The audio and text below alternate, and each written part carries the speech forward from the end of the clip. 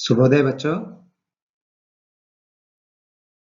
आज हम अपनी 10वीं कक्षा का 12वां पाठ धरती के सवाल और अंतरिक्ष के जवाब पाठ पढ़ने जा रहे हैं। धरती के सवाल, अंतरिक्ष के जवाब। जैसे कि आप लोग जानते हैं कि हमारे टेक्स्ट बुक में ये 12 लेसन्स हैं और 4 नॉन डिटेल उपवाचक है। यहाँ कुछ पाठों में, जैसे 6th लेसन अंतर्राष्ट्रीय स्तर पर हिंदी, उसके लेखक नहीं थे। इसी तरह यहाँ पर भी लेखक का नाम नहीं दिया गया है। तो सबसे पहले उन्मुखीकरण में हम देखेंगे, विधाता द्वारा बनाई गई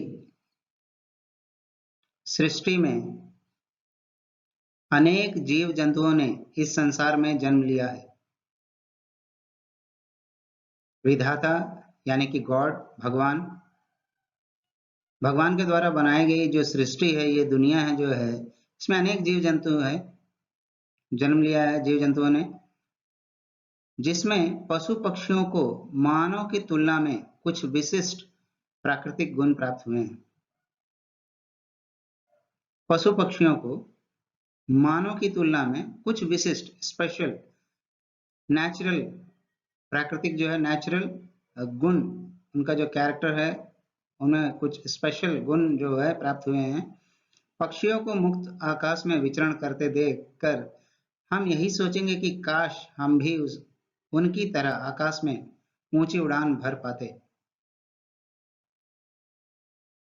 ऐसा बहुत बार होता है कि जब हम किसी को उड़ते हुए देखते हैं, पक्षियों को, या फ्लाइट, एयरप्लेन, हेलीकॉप्टर, लगता है कि हम भी उड़ते तो शायद अच्छा होता। इसी आकांक्षा ने विल्बर राइट व ओरविन राइट भाइयों को, ये विल्बर राइट, ओरविन राइट जो है, ये दो भाई हैं, चित्र में दिख रहे हैं। विल्बर राइट ब्रदर्स जिनको बोला जाता है, एक का नाम विल्बर है, एक ओरोविन है। भाइयों को हवाई जहाज की खोज की प्रेरणा दी। ये जो आकांक्षा जो है, उसकी जो इच्छा है, वो इंस्पायर की इनको, और ये एक दिन सफल हो गए और उन्होंने आकाश में उड़ने वाली हवाई जहाज का आविष्कार किया। तो देखिए ये दोनों भाई। अब यहाँ कुछ समझ में आ रहा है कि धरती के सवाल, अंतरिक्ष के जवाब। यहाँ कुछ हम पक्षी, एरोप्लेन, हवाई जहाज, अंतरिक्ष के बारे में कुछ हम लोग यहाँ जानेंगे। तो देखिए आगे, उससे संबंधित कुछ प्रश्न यहाँ दिए गए हैं। हवाई जहाज का आविष्कार किसने किया? अभी हमने देखा विल्बर राइट और ओरविन राइट ब्रदर्स ने। उड़ते हवाई जहाज को देखकर आपको क्या लगता है, क्यों? ये आपका जो अपना मन में विचार उत्पन्न होता है, उसको यहाँ लिखना है। उड़ते हुए हवाई जहाज को जब आप देखते हैं तो आपको क्या लगता है? तीसरा प्रश्न है, पशु पक्षी और मानव गुणों में क्या अंतर है, डिफरेंस? ये भी हम अपने से लिख सकते हैं। अब उद्देश्य जो है, देखिए, देश की सुरक्षा का कार्य अत्यंत महान कार्य है। देश की सुरक्षा का जो कार्य है, बहुत ही महान कार्य है। इसके लिए अनेक प्रकार के नवीन तथा वैज्ञानिक उपकरण अपना विशेष दायित्व निभाते हैं। विशिष्ट दायित्व या विशेष दायित्व बोल सकते हैं। स्पेशल रिस्पॉन्सिबिलिटी जो है, उन्हीं में कृत्रिम उपग्रह, रॉकेट, मिसाइल तथा रासायनिक वायु आदि का आविष्कार हुआ है। रॉकेट पता ही है आपको, सैटेलाइट्स पता है, मिसाइल्स, एंड ये रासायनिक वायु जो है, विषवायु जिसे बोलते हैं, केमिकल से बनता है। इस पाठ के द्वारा छात्रों में देश की सुरक्षा की भावना जागृत करना और उपकरणों का आविष्कार करने वाले वैज्ञानिकों की जानकारी देना इस पाठ का मुख्य उद्देश्य है। तो देखिए, इस तरह के मिसाइल्स, रॉकेट, उपग्रह, सैटेलाइट्स, ये सब जो रासायनिक वायु, ये सब आविष्कार करने वाले जो वैज्ञानिक हैं, उनके बारे में जानकारी देना ही इस पाठ का मुख्य उद्देश्य है। देखिए, यहाँ मिसाइल परीक्षण कर रहे हैं।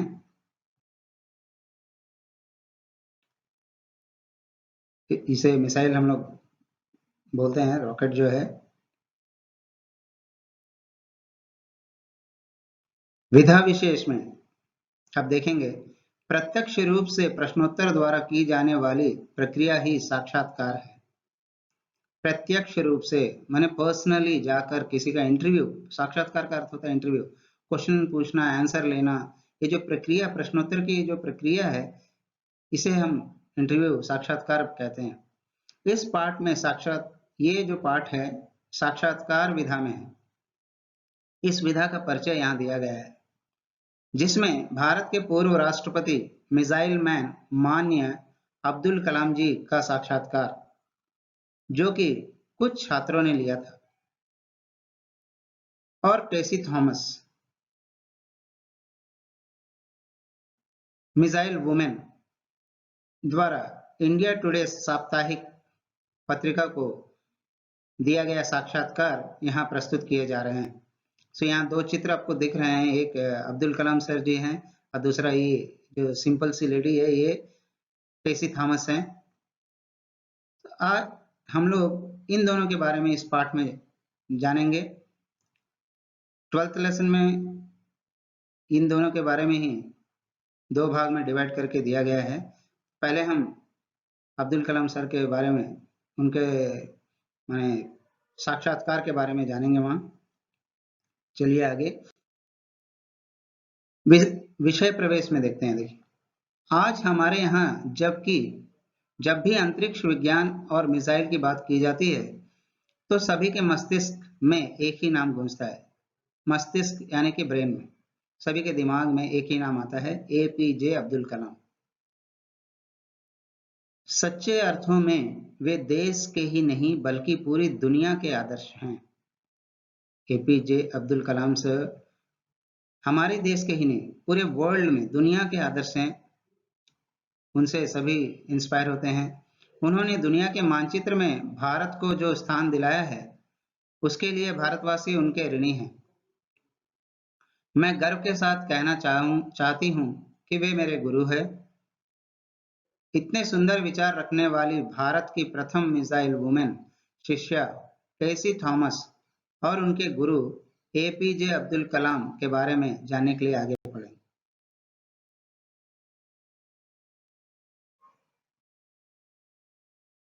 तमिलनाडु के रामेश्वरम की गलियों में समाचार पत्र बेचने वाला एक निर्धन बालक, समाचार पत्र, न्यूज़पेपर बेचने वाला एक निर्धन बालक, पोर बॉय, एक दिन सुप्रसिद्ध वैज्ञानिक तथा भारत का राष्ट्रपति बनेगा, ऐसा किसी ने सपने में भी नहीं सोचा था। Nobody can expect or nobody can dream about this truth. ये ऐसा सच है जिसके बारे में कोई शायद सोच भी नहीं सकता है। जैसे हमारे घर में न्यूज़पेपर वाला बॉय आता है, कभी हम उसके तरफ देखकर ये नहीं सोच सकते कि वो राष्ट्रपति बन जाएगा या साइंटिस्ट बन जाएगा, किंतु उस गरीब बालक ने अपनी प्रतिभा, परिश्रम और लगन से यह सिद्ध कर दिखाया कि मनुष्य के लिए विश्व में कुछ भी असंभव नहीं है। मन में अगर चाह हो तो उसे राह अपने आप मिल जाती है। There where is a will, there is a way. So मन में चाह होने पर वहां उनको राह अपने आप मिल जाती है। जी हाँ, यह बालक कोई और नहीं बल्कि हमारे पूर्व राष्ट्रपति और मिसाइल मैन के नाम से प्रसिद्ध भारत रत्न अबुल फकीर जैनालाबुद्दीन अब्दुल कलाम, APJ का फुल फॉर्म यहाँ दिया गया है। अबुल, P जो है फकीर, J जैनालाबुद्दीन अब्दुल कलाम हैं। ये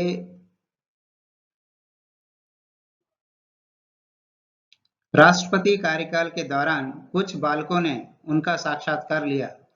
प्रस्तुत है उसी की कुछ झलकियां।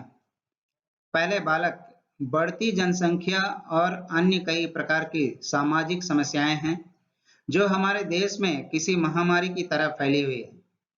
उनके बारे में जागरूकता लाने के लिए हम छात्र क्या कर सकते हैं?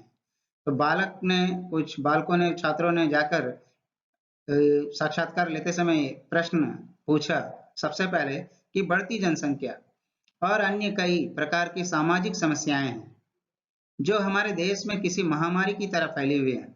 उनके बारे में जागरूकता लाने के लिए हम छात्र क्या कर सकते हैं? तो अब्दुल कलाम सर ने बताया, इसमें दो राय नहीं है कि हमारे देश के सामने बढ़ती जनसंख्या और अन्य कई सामाजिक समस्याएं हैं।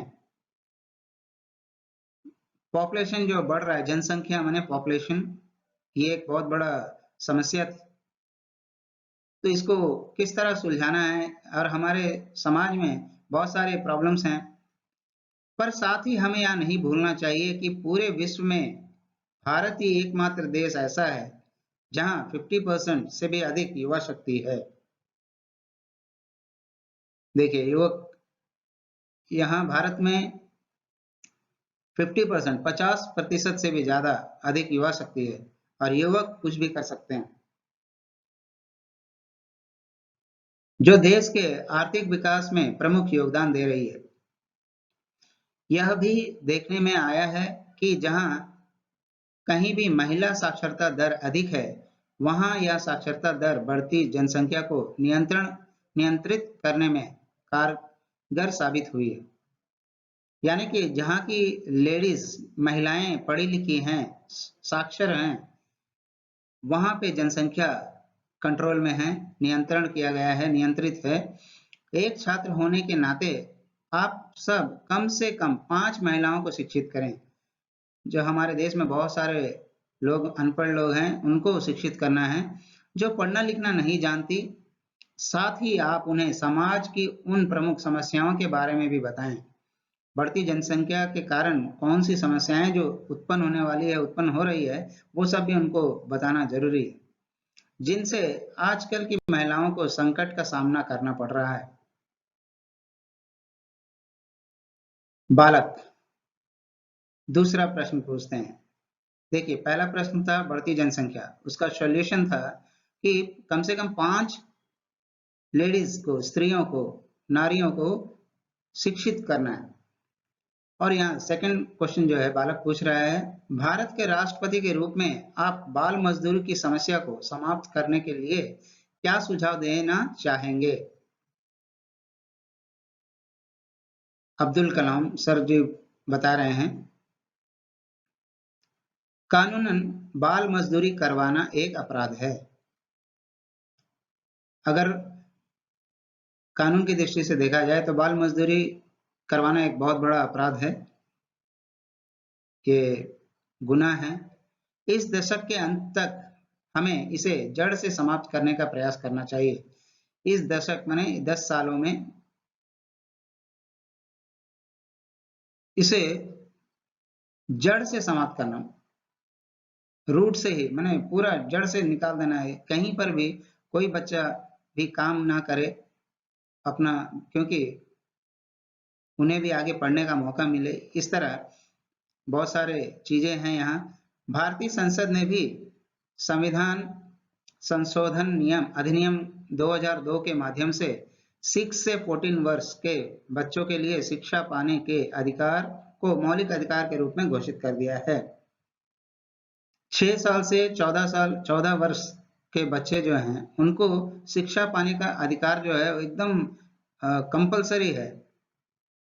यह बहुत जरूरी है कि बच्चे अभिभावकों को नशाखोरी से मुक्ति दिलाने के लिए मुहिम चलाएं और प्रौढ़ शिक्षा के माध्यम से उन्हें शिक्षित करने की भी व्यवस्था करें। अभी बाल मजदूरी का मेन रीजन एक है, जिनके पेरेंट्स, जो अभिभावक जो हैं, नशा करते हैं, उनको पीने का, धूम्रपान या इस तरह का कुछ नशा का आदत होता है। ये लोग बच्चे से काम कराते हैं, वो पैसे भी अपने मजे के लिए, अपने एंजॉयमेंट के लिए खर्चा कर लेते हैं। सो इस तरह उनको नशाखोरी से मुक्ति दिलाने के लिए कुछ मुहिम चलाना चाहिए। ऐसी समस्या से 3 अलग-अलग उपायों से निपटा जा सकता है। एक, बच्चा स्वयं अपनी पढ़ाई जारी रखने में रुचि दिखाए। सबसे पहले तो बच्चा को पढ़ाई में इंटरेस्ट होना चाहिए। सेकंड, माता-पिता को शिक्षित करके उनके माता-पिता को भी शिक्षित करना है कि अगर आपका बच्चा पढ़ लिख लेगा तो आपका लाइफ चेंज हो सकता है। और बच्चों से काम लेने वाले मालिकों में आत्मनियंत्रण की प्रवृत्ति का विकास करके। अभी बहुत सारे ऐसे भी बच्चे हैं जो किसी के घर में काम करते हैं और उनके इतने अच्छे मालिक हैं जो बच्चों को अपना काम के बाद जो वक्त मिलता है उसमें पढ़ने लिखने के लिए उनको आगे बढ़ाते हैं, ताकि वे उन बच्चों को अपने बच्चों जैसा ही समझें। सो यहाँ ऐसा एक चित्र में दिख रहा है, देखिए बाल मजदूरी कर रहे हैं बच्चे। कभी कभी इन बच्चों को देखकर मन अजीब सा हो जाता है कि इनको भी पढ़ने का मौका मिलता तो अच्छा रहता। इसीलिए बहुत सारे लोग इस पर काम कर रहे हैं। तीसरा प्रश्न है, सबसे पहला प्रश्न जनसंख्या के ऊपर था, दूसरा प्रश्न बाल मजदूरी, तीसरा जो है वर्तमान में भ्रष्टाचार सार्वजनिक जीवन में लगभग सभी स्तरों पर व्याप्त है। भ्रष्टाचार, करप्शन, अभी एट प्रेजेंट जो है करप्शन सार्वजनिक जीवन में, सभी के जीवन में, सभी जगह, सभी लेवल पर हो रहा है। छात्र समुदाय सन 2020 तक भारत को भ्रष्टाचार से मुक्त कराने के लिए क्या क्या कर सकता है? 2020 यानी कि 2020 माने अभी इस साल उनका टारगेट था कि क्या कर सकता है, बच्चे क्या कर सकते हैं। तो देखिए अब्दुल कलाम सर जी ने क्या कहा, सार्वजनिक जीवन में भ्रष्टाचार उन्मूलन के लिए व्यापक आंदोलन की आवश्यकता है। ये छोटा मोटा काम नहीं है, बहुत बड़ा काम है। यह आंदोलन अपने घर और विद्यालय से ही आरंभ करना होगा। भ्रष्टाचार उन्मूलन में मेरी दृष्टि में केवल 3 ही तरह के लोग सहायक सिद्ध हो सकते हैं। 3 लोग हेल्प कर सकते हैं इसके लिए, करप्शन दूर करने के लिए। सबसे पहला माता, mother is the first teacher. So इसीलिए सबसे पहले जो है माता है, सेकंड पर्सन जो है पिता है, और थर्ड पर्सन प्राथमिक विद्यालय के शिक्षक, प्राइमरी टीचर्स। ये 3 ही लोग हैं जो करप्शन को रोक सकते हैं, अब्दुल कलाम सर जी ने कहा। ये किस तरह रोक सकते हैं? देखिए, यदि ये तीनों बच्चों को ईमानदारी का और सच्चाई का पाठ पढ़ाते हैं तो इसके बाद जीवन में शायद ही उन्हें कोई हिला पाएगा। अगर बचपन से ही उनको सच्चाई और ईमानदारी की शिक्षा दी जाए तो वो बड़ा होकर उनको कोई भी उनको बदल नहीं सकेगा, क्योंकि बचपन से ही ये गुण उनमें ढल जाएंगे। अतः हर घर में इस तरह के आंदोलन की आवश्यकता है। सार्वजनिक जीवन में भ्रष्टाचार को मिटा सकें, आप सब यह संकल्प लें कि आप सदैव ईमानदार और भ्रष्टाचार मुक्त जीवन का निर्वाह करेंगे और दूसरे के लिए आदर्शवान बने रहेंगे। ये बहुत ही मुश्किल काम है, क्योंकि जैसे देखा गया है, यहाँ लिखा गया है कि सार्वजनिक रूप से भ्रष्टाचार चल रहा है सभी जगह। ये personally everyone has to change. हर किसी को चेंज होना है, हर किसी को अपने मन में ये निर्णय लेना है कि ईमानदारी से जीना है और भ्रष्टाचार मुक्त जीवन का निर्वाह करना है। देखिए यहाँ भ्रष्टाचार, यहाँ ऑफिस में काम करने के लिए नीचे से पैसे लिया जा रहा है, चित्र में दिख रहा है। इस तरह ये एक छोटा सा एग्जाम्पल है। सो भ्रष्टाचार को हटाना बहुत ही जरूरी है, तभी देश आगे बढ़ेगा। अब जो है बच्चे नेक्स्ट क्वेश्चन की तरफ बढ़ रहे हैं। ये 4th क्वेश्चन है। पहला जनसंख्या के बारे में, दूसरा बाल मजदूरी, तीसरा भ्रष्टाचार। अब 4th ये पूछते हैं, बड़े हमेशा बच्चों को कुछ ना कुछ उपदेश देते रहते हैं। कुछ लोग कहते हैं कि अनुशासित रहना चाहिए, डिसिप्लिन से रहना चाहिए। कुछ लोग कहते हैं खूब पढ़ाई करनी चाहिए, अच्छा से पढ़ना चाहिए। हाँ, तो कुछ लोग कहते हैं कि ईमानदार बनना चाहिए, कड़ी मेहनत करनी चाहिए, हार्ड वर्क करना चाहिए। वैसे तो इन बातों का पालन करना महत्वपूर्ण ही है, किंतु एक छात्र के लिए सबसे महत्वपूर्ण गुण क्या है? सबसे इम्पोर्टेंट कैरेक्टर क्या है एक स्टूडेंट के लिए, एक छात्र के लिए? अब्दुल कलाम सर जी ने कहा, एक छात्र के लिए सबसे महत्वपूर्ण है उसके अपने प्रति ईमानदारी। सबसे इम्पोर्टेंट पॉइंट है कि उसके अपने प्रति ईमानदारी। तेलुगु में हम निजाइती बोलते हैं। अपने प्रति, सेल्फ को, हम लोग अपने आप को धोखा देते रहते हैं। यहाँ अपने प्रति ईमानदारी होना चाहिए, दूसरों के प्रति आदर का गुण होना चाहिए बच्चों में। ये गुण आपको निसंदेह आदर्श नागरिक बनाएंगे। जब आप में ये गुण होंगे तो निसंदेह आपको आदर्श नागरिक बनने में हेल्प मिलेगी। ये अब्दुल कलाम जी का संदेश है। अब एक छात्र पूछता है, एक अंतिम प्रश्न, एक छात्र के रूप में मैं विकसित भारत के आपके स्वप्न को साकार करने की दिशा में क्या कर सकता हूं? तो यहाँ अब्दुल कलाम सर जी का आंसर है, एक छात्र होने के नाते आप जिस कक्षा में भी पढ़ते हो उसमें आगे बढ़ने के लिए खूब परिश्रम करें। फर्स्ट, हार्ड वर्क करिए। अपने जीवन में पहले एक लक्ष्य बनाएं, टारगेट एक बना लीजिए, फिर उसे प्राप्त करने के लिए आवश्यक ज्ञान और अनुभव प्राप्त करें। उसके लिए जितना ज्ञान की जरूरत है, अनुभव की जरूरत है, एक्सपीरियंस की जरूरत है, यहाँ अनुभव का अर्थ है एक्सपीरियंस, उसे प्राप्त करें। बाधाओं से लड़ते हुए उन पर विजय प्राप्त करें। निरंतर प्रयत्नशील रहते हुए सबसे बढ़िया काम करने की ओर बढ़ते रहें। साथ ही नैतिक मूल्यों को भी ग्रहण करें। नैतिक मूल्य, मॉरल वैल्यूज भी साथ में रहना चाहिए। छात्रों को हमेशा परिश्रमी बनने का प्रयास करना चाहिए, हमेशा हार्ड वर्कर की तरह रहना चाहिए, ये जरूरी है। छुट्टी के दिनों में छात्र गरीब और सुविधाओं से वंचित छात्रों को पढ़ाने का काम करें। जब भी आप खाली लीजर टाइम मिलता है छुट्टियों में, कोई गरीब बच्चा आपके घर के पास रहता है, उसे पढ़ाने का काम कीजिए। इसे अपने जीवन में एक उद्देश्य के रूप में लें। छात्र अधिक से अधिक पौधे लगाएं, इससे पर्यावरण को संतुलित बने रहने में सहायता मिलेगी। हमारे ये कार्य न केवल हमको बल्कि हमारे राष्ट्र को भी विकास और समृद्धि के पथ पर ले जाएंगे। ये अब्दुल कलाम सर जी का उनका विचार है। ये जो है हम होंगे कामयाब से लिया गया है, एपीजे अब्दुल कलाम जी ने। अब कुछ प्रश्न यहाँ दिए गए हैं।